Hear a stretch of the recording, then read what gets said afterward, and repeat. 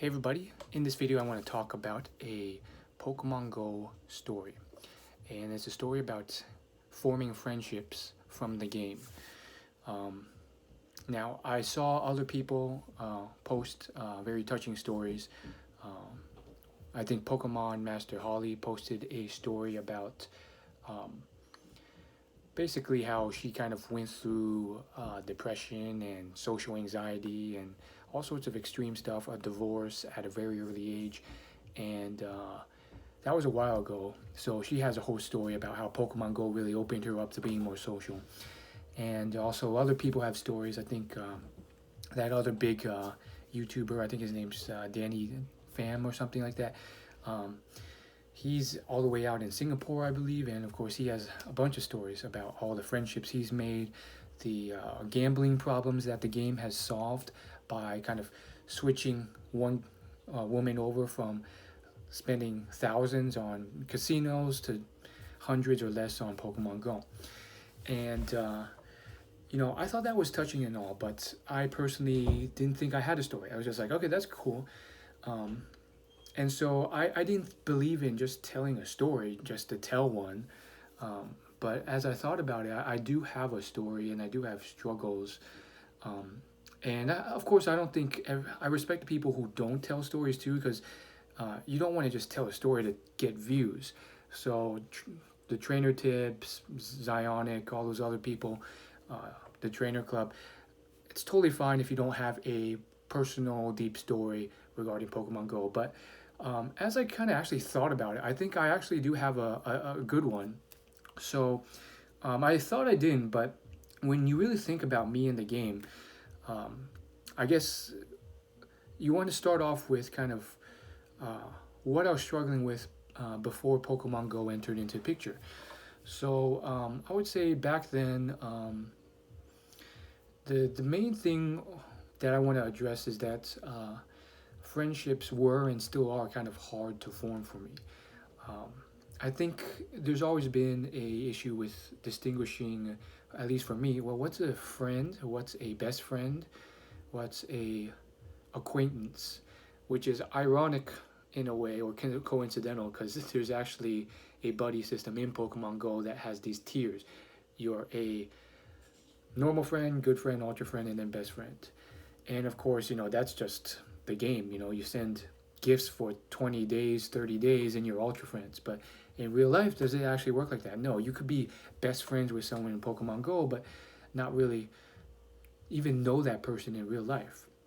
But this is really the kind of story how I formed a really, really good friendship from Pokemon Go. And I would say before the game, and even now, like, it's hard for me to kind of build those. I think I always wanted that, but as a kid growing up in school, in the cafeteria, in classrooms, and then as I grew up, I would be friendly, reach out to people, and it wouldn't always connect. Some of the other kids just didn't really care. They didn't have a need for friendships with me, so they're just doing their own thing. Some of them would make fun of me, some of them would just kind of goof off, and it was a strange time. And so I think some of that's carried on to adulthood, and I'll try and reach out to people, start conversations when I'm at the gym, and I did all sorts of stuff to try and form deeper bonds. I think part of it was for my own happiness sake. It wasn't selfless, it was selfish in a way. I wanted to be happy, and I figured, part of that was having strong relationships. And so, I found that through my study of the science of happiness. And, it's just something nice to have. Even before studying happiness, I just wanted, you know, to have, engaging, long conversations or relationships with people. And so that was tough. I mean, anyone, like for some people, it's just supernatural. And it really kind of rubs me the wrong way sometimes. And they don't know how easy it is for them. They just walk in and they're just their loud selves and it clicks for them. And yes, I'm thinking of a few people in particular, but I have compassion for them. That's good for them. that's great for them. Um, but at times it will rub me the wrong way, and I have to be compassionate. Anyhow, I spent uh, a while trying to join clubs, groups, activities to make friends and meet people. And it's tough in the modern world. As a young professional, you have to kind of figure it out yourself. It's not like the olden times when you all lived in the same village and you just naturally had to interact with people. And there's pros and cons of that too, because then you have that small town vibe, and if everyone's against you or doesn't like you, then you're kind of screwed, and there's a lot of gossip.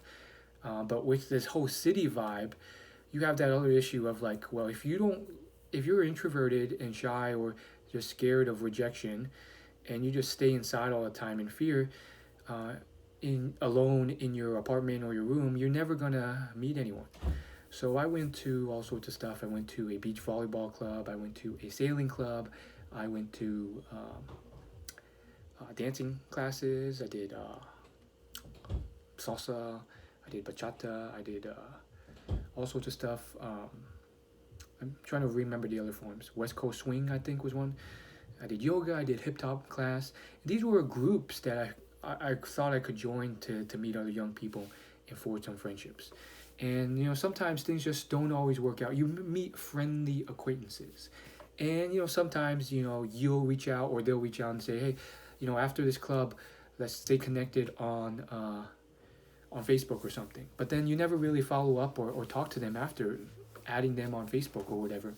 And even during these groups, you know, if it's like a sports league, you're meeting once a week at that if they remember to go, and then if you're on different teams, you may not even interact with them much.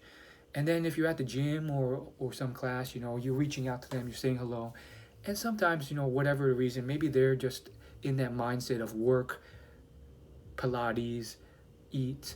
They're not always there to make friends. So when you're being trying to be social, sometimes they can be kind of stingy or cold or just kind of like whatever to you. They'll answer your questions, but you can tell they don't really give a crap.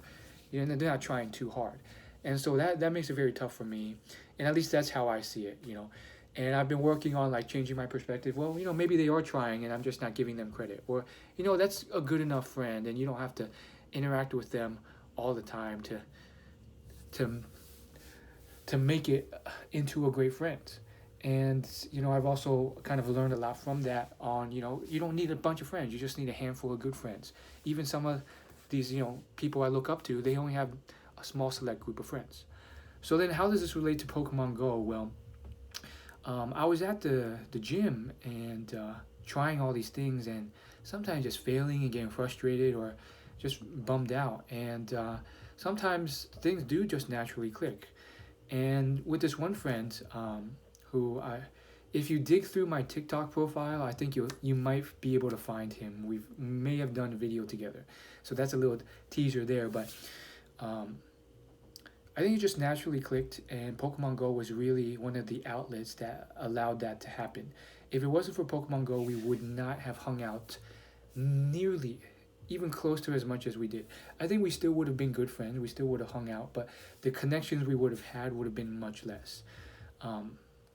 We Because of the game, we were able to uh, hang out all the time, and because we were like the only two people in the world that were really really into the game still in our area, and we're the same age roughly, then we were able to do all sorts of stuff. We were able to trade constantly. We would do like trades of like 100 Pokemon within a couple hours, like almost every week. And that's the type of stuff you have to do to kind of cycle through and get a bunch of lucky Pokemon. And those are the things that really kind of bond you. We were able to hang out a bunch, and we weren't always talking Pokemon there. We were talking about sports or trading cards or some other thing. And it really kind of forged a big bond. We did a bunch of raids together. We're still doing that. And now with remote raiding, we can trade from afar at times because we're still close enough from our houses. And there's all sorts of like cool stuff that's come out of that. And I was thinking about that today, and just thinking about how like if it wasn't for the game, we would still be decent friends, but we wouldn't be nearly as good friends because it was really the game that brought us out. If it wasn't for the game, I would have just kind of talked to him mostly about CrossFit because that's where we met, and that's we go to the same gym. And because of that, there's only certain things we would talk about, and we would probably only like talk a decent amount before and after class. I think even without the game, we probably clicked more than anyone else at the gym. I think we were just naturally uh, able to talk to each other more often, and we would just kind of gravitate towards each other. And these things, how people say like, "Oh, it just naturally happens." Well, for someone where that didn't happen for a long time, and you wonder like, why is everyone else just clicking up? And you even see it in CrossFit class. They'll group together naturally, and then when you try and extend into these groups, they're just like it doesn't click as much. They'll kind of be nice to you, but like move away just because I guess the vibe isn't there or whatever reason, and that kind of sucks. But you sometimes wonder, well, is something wrong with me, or is the world against me, or how is that just? It's just not fair. Why do they get to just naturally click so often? And this guy I met, he's super friendly, super positive, and it's not only helped me out in the game, but it's kept me a bit more positive in real life since I'm always someone who just naturally tends to dwell and get very negative. So that's been helpful because it's not healthy to be so negative um, unnecessarily. So, long story short, I think because of the game, um, I got this guy who went from a decent friend who I would have mostly just hung out with and clicked at CrossFit class when I would bump into him to a guy I would hang out with much more often outside of class, and that's mostly due to this game. We love the game so much, and we would go out of our way to catch rare Pokemon, rare legendary Pokemon. We're talking the Dialgas, the Lugias, the Curums, to go out and do tons of trades with each other on frequent basis, catch up, talk in real life. And that's been really helpful on a mental health standpoint as well as just a holistic standpoint.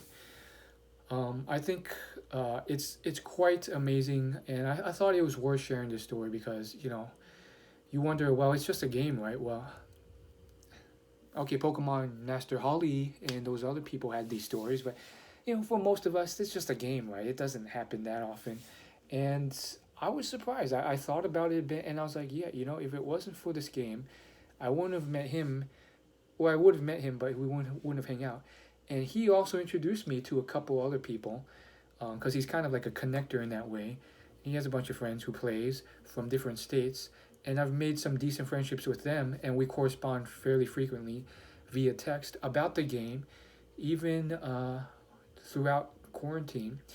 And you know, he's another guy who super friendly, and I vibe with as well from the nerd perspective. So it's kind of like that, and I think um, you know part of me was always kind of wished for that, and there definitely been moments where I was like, man, I wish I had that, and how come I don't have that? And other moments where I was like, I have to kind of like check myself and say, hold on, maybe you're being too hard on yourself. You have to change your perspective because maybe you do have something that you're not seeing.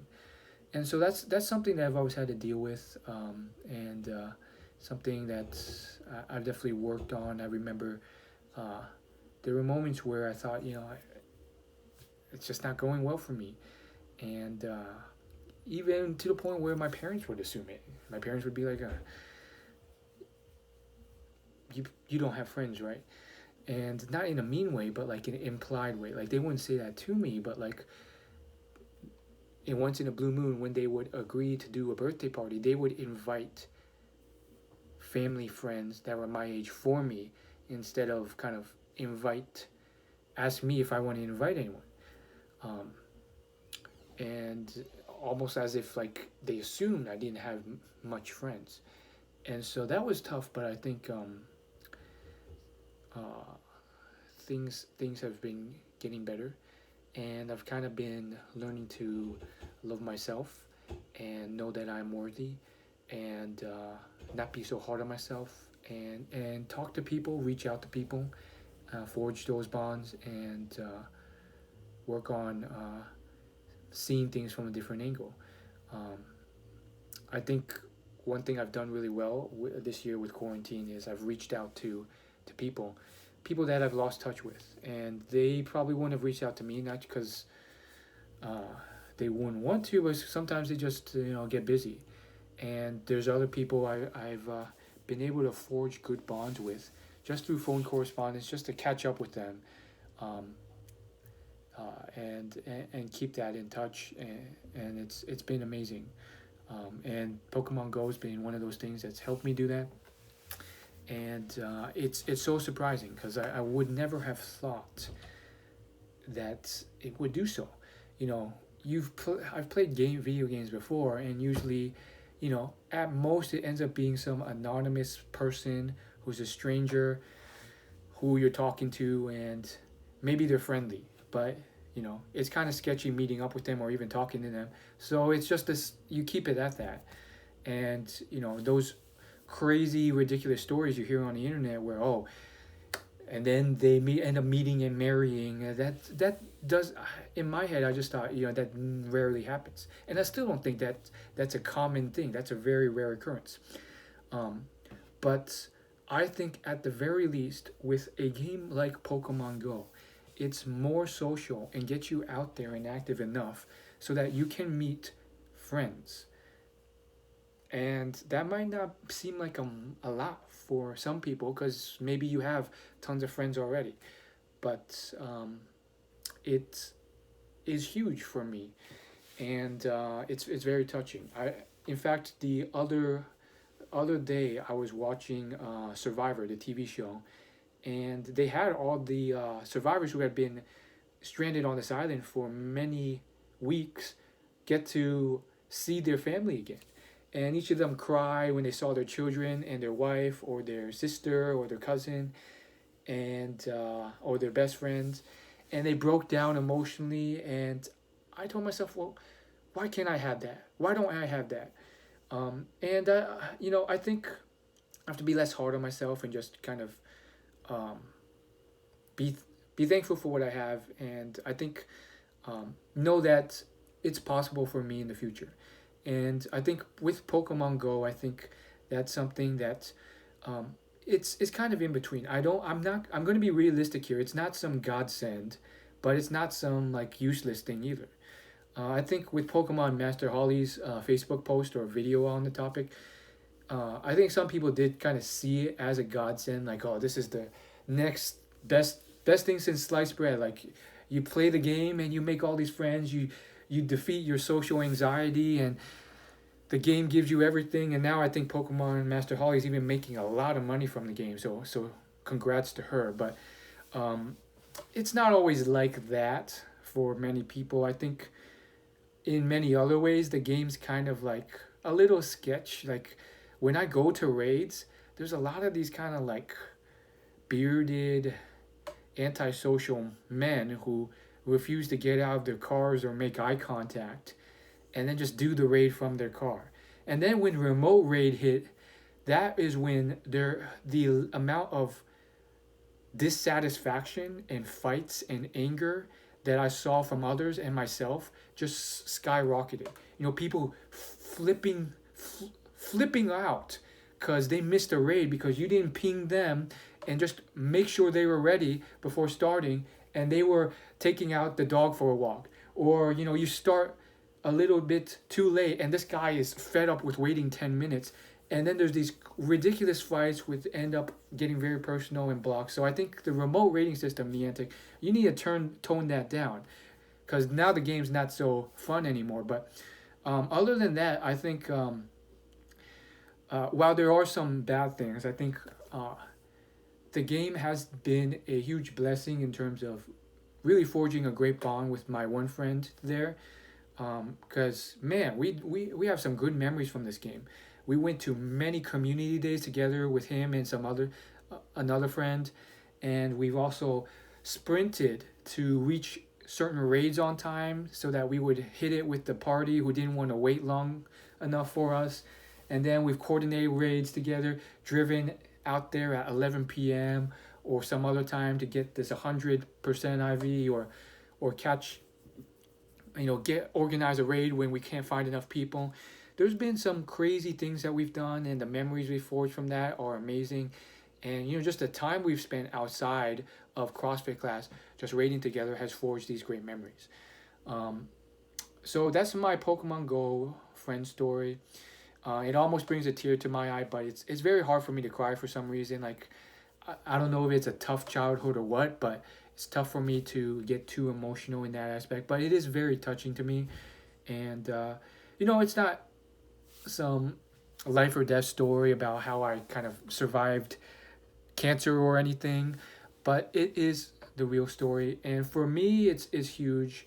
Um, I still am on my journey. I wish I still had a few more kind of solid, strong friendships, but that's not something that you need to force. And when can you really define it? Like, and why do I really need it? Do I really need six best friends or something? Like, is that really a measure of worth in life? Maybe not. So that's still something I'm working on. I'm not saying I'm there yet, but I think Pokemon Go has just been a byproduct that has allowed that to happen. And I can't really see that happening through something like Fortnite or something else. Like, maybe if you meet the person already in person, and then you find out that they play Call of Duty or something, and then you get online with their gamer tag, and then you play, then you can perhaps get a similar feel, maybe. But I mean, it's interesting. Pokemon Go is a very unique game, and I would love to see more variations of it. I mean, I think this is just the start of a whole era of games like this, and um, nothing really comes close to it right now. And I really wish they would do a kind of a reconfigured version of Wizards Unite to be like Pokemon. I mean, that could pull out a lot more people, because they just made Wizards Unite too different. Just make it a reskin version of Pokemon, and it would be super, super popular. But I'm starting to ramble here. That's my video. Hope you enjoyed.